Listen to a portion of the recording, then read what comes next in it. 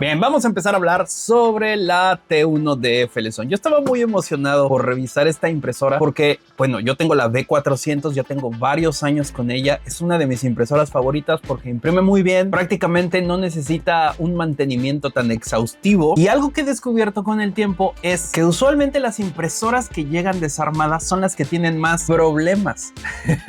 Pero creo que lo que estoy tratando de decirles es que cuando armamos las impresoras que nos llegan, debemos de tener cuidado en cómo las armamos, porque obviamente estos son dispositivos que hay que cuadrar, hay que alinear muy bien, ya están hechos para que no tenga que ser una tarea tan difícil, pero algunas personas se las arreglan para no hacerlo tan bien. Entonces, la primer parte importante de la FLSon es que viene desarmada. Y por un lado, eso es bueno porque va a bajar el precio, ya que la caja no es tan grande. Aún así, la caja es grande, pero no tanto como otras impresoras en donde pues el tamaño y peso volumétrico es mucho mayor y por lo tanto el envío es más costoso. Que por cierto, tengo aquí mi cuaderno para que no se me olvide nada, pero esta impresora en la tienda de FLSon cuesta $600, que no son más de 11 mil pesos mexicanos, pero ojo, si ustedes la compran ahí, les van a cobrar impuestos. Yo la pedí por UPS y pagué unos 3,500 pesos de impuestos. Entonces digamos que esta impresora, pidiéndola directamente en FLSon, sale como en 14,500, 15,000 pesos mexicanos. Ahora, hay distribuidores aquí en México, pero por alguna extraña razón la venden en 20 y tantos mil pesos, que se me hace una exageración,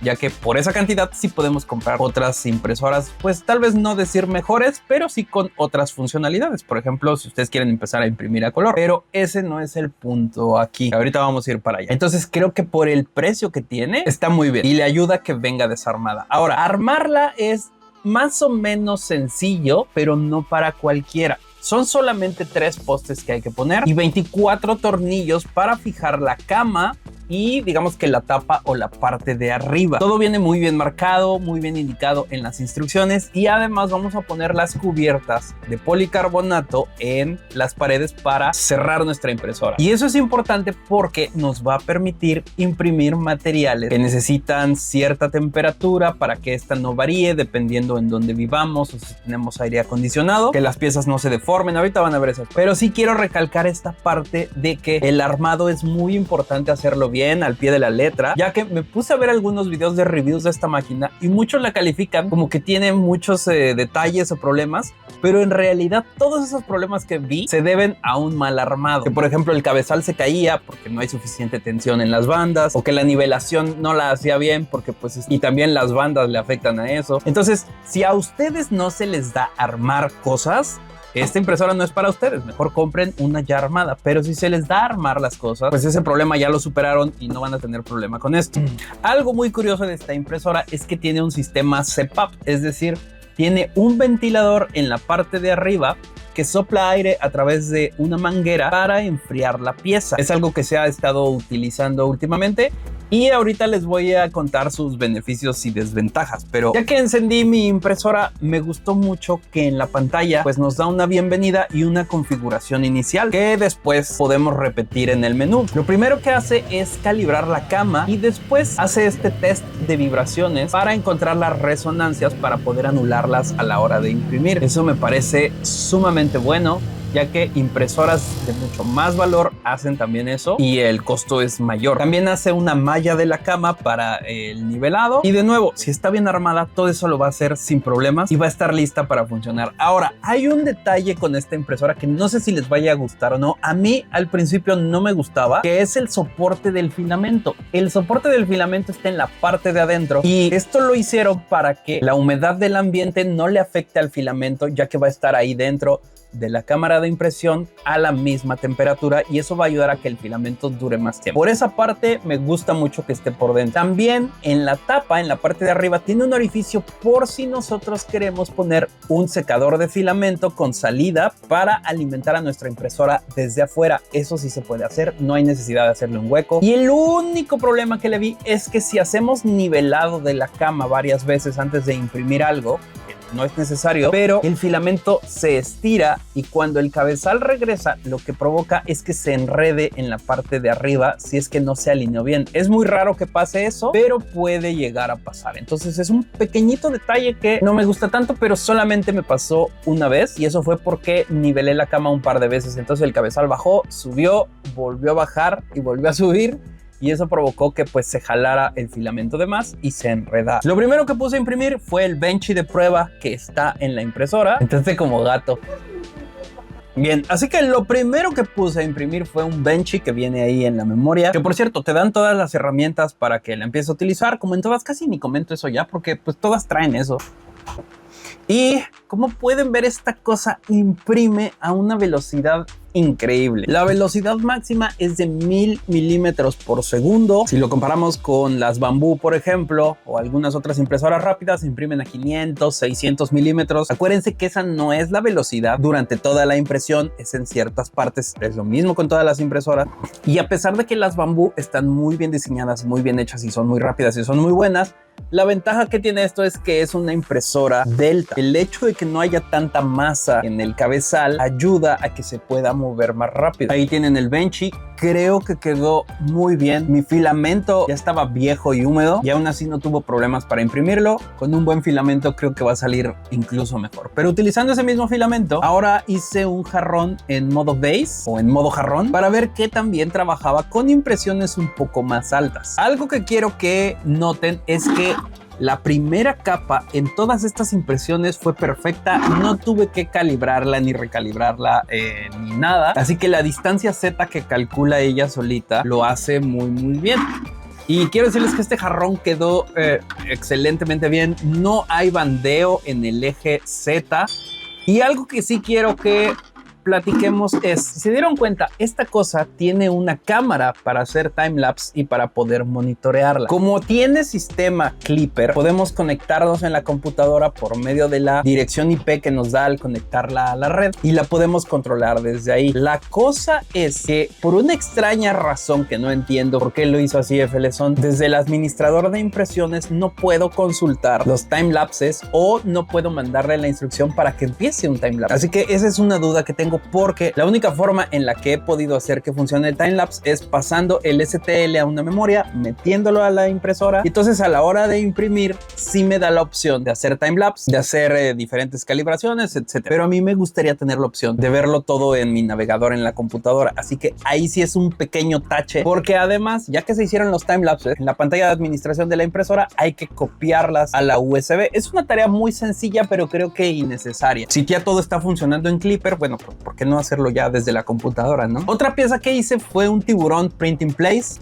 Este tiburón me falló un poco las configuraciones del STL, le puse una sola capa externa y entonces en las curvas no alcanzó a cubrir bien, pero aún así la máquina pudo imprimirlo sin problema. Y algo que siempre había querido probar era poner a imprimirla de cabeza. Estas impresoras, como todas, son capaces de imprimir de cabeza porque pues simplemente el filamento se endurece y no hay problema. Y aparte, imprimir de cabeza pues ayuda con algunas piezas que necesitan soportes en ciertas áreas. No es que eliminemos los soportes, pero todas las impresoras pueden imprimir de cabeza. Así que esta se prestaba para eso, la puse de cabeza en mi escritorio e hice esta prueba. Creo que quedó muy bien la pieza. Lo que sí es, como estamos subiendo el eje, pues tiende a moverse más la impresora, pero aún así lo hizo sumamente bien. Me parece una forma muy curiosa de presentar las impresiones y por su configuración pues se puede poner así, eso está cool. Ahora sí, cambiando de filamento, le puse PETG. Estoy haciendo unas pequeñas piezas para mi pared de herramientas y una de las pruebas que quería hacer era imprimir varias piezas, ya que con todas las impresoras, si ponemos muchas piezas pequeñas, muy probablemente algunas se van a separar antes de que termine la impresión. Así que quería probar si eso le pasaba a esta impresora. Recuerden, la cama es PEI corrugada y no le puse pegamento.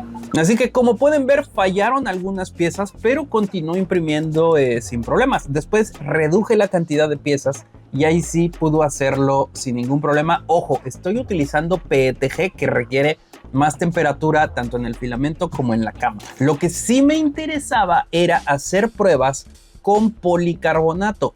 El policarbonato requiere entre 280 y 300 grados Celsius para funcionar. Y en la cama tiene que estar a 100 grados. Entonces no podemos imprimir tan fácilmente policarbonato en cualquier impresora. Y además pues necesitamos que tenga la carcasa para que guarde el calor, ya que el policarbonato, como el ABS y muchos otros, si la temperatura no es constante, se va a empezar a deformar y simplemente no vamos a poder imprimir. Así que me importaba mucho hacer esa prueba. Ahora, aquí es en donde viene el detalle con la impresora. Yo la puse a imprimir y antes de empezar a hacer esa impresión, como la cama tiene que llegar a tal temperatura, a 100 grados, sucede que la impresora se reiniciaba, no llegaba a la temperatura. Y eso era porque el sistema eléctrico o la alimentación se protegía. Entonces yo dije, wow, tal vez venga con un problema. Estaba muy triste, pero me puse a pensar, a ver, Ricardo, esto ya te ha pasado con otras impresoras y lo único que hay que hacer es hacer una calibración de PIDs. La calibración de PIDs lo que hace es que la impresora va a medir cuánto tiempo y cuánta energía le toma llegar hasta cierta temperatura para ajustar de una mejor manera la entrega de energía para que lo haga de una forma rápida y eficiente sin forzarse. Así que simplemente en la computadora me metí en la consola de Klipper, le puse este comando y dejé que se terminara esa calibración por unos minutos.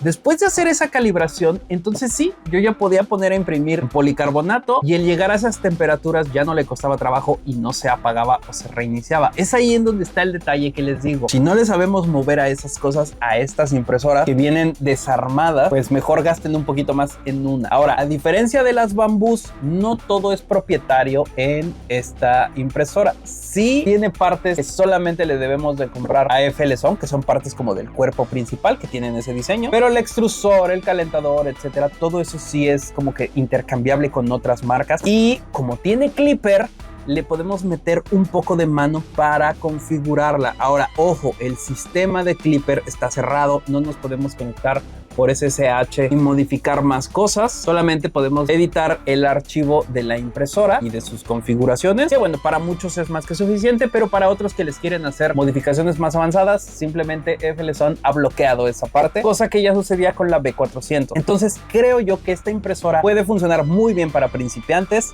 que saben armar cosas, pero podría funcionar muy bien para personas avanzadas que quieren personalizarla, ya que bueno, también hay formas de cambiar el firmware, pero porque pues es Klipper, pero bueno, vamos a perder como que la garantía y esas cosas. Pero de que se puede, se puede. Y creo que es una muy buena máquina, así como la B400. Así que se imprimió la tapa del extrusor de mi Voron que imprimí en policarbonato, porque esta es una pieza que requiere tener cierta fuerza y cierta resistencia a la temperatura. Y como pueden ver, quedó muy bien.